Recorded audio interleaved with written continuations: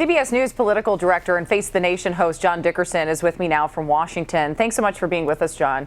Sure thing. Happy Easter. Happy Easter to you. I want to go ahead and ask you, Ted Cruz standing by his call for police to patrol neighborhoods with Muslim populations around the United States, despite criticism from top law enforcement officials around the country. Why do you think he's taking this new hardline approach?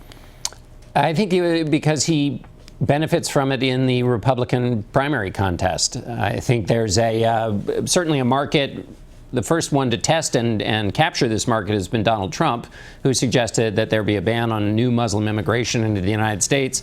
He was denounced by everyone from Dick Cheney to House Speaker Paul Ryan.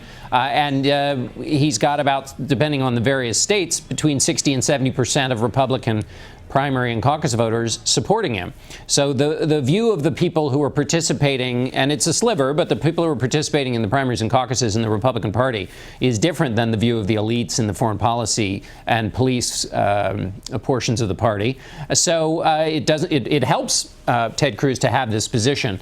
If we were in a general election, it would be a little bit more different. Yeah, of course. Speaking of Donald Trump, very extensive piece in the New York Times this weekend about his foreign policy views. Did we learn anything from the article? We learned a great deal. Like everything else, he's got a kind of deal maker's view of the world. So further commitments in the Middle East for the United States are contingent upon the countries there pulling their weight. That's certainly Barack Obama would agree with that general principle. It's just that Donald Trump would have them be paying the United States. He would do things like make oil purchases contingent on the Saudis participating in various fighting forces. He would leave the Middle East and create what most experts would see would be a vacuum that Iran would probably fill. In Asia, he talks about allowing Japan and South Korea to perhaps get nuclear weapons, which would most people think destabilize relationships in that region. Introducing more nuclear weapons into the world is usually something people frown upon. So his views are quite different than the consensus that has kind of existed in the middle there, with both conservatives and liberals. Kind of, there used to be something called a foreign policy consensus. He's really not a part of that at all. And his view more broadly about alliances and relationships the United States have is that basically they are all negotiable, and that the negotiation takes place roughly around kind of concrete stuff, oil, soldiers. But that this kind of theories of foreign policy that have existed since the Cold War and indeed through the Cold War, that the kind of theories that keep these relationships going and the reason they need to be maintained, he basically doesn't sign on to most of those. I want to go ahead and pivot a little bit here, too, because the GOP terror conversation seemed to get a bit overshadowed this week when the war over wives, as some people are calling it, broke out. One thing we saw in that was that Ted Cruz started really hitting Donald Trump harder than he had all campaign. What's he trying to do there? Well, I think he's trying to do two things. One, he's just trying to take it to Donald Trump, make this a two-man race. That's the way he'd like it to be envisioned, is as a two-man competition.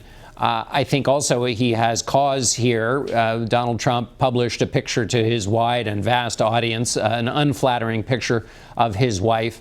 And so he was reacting as a husband might.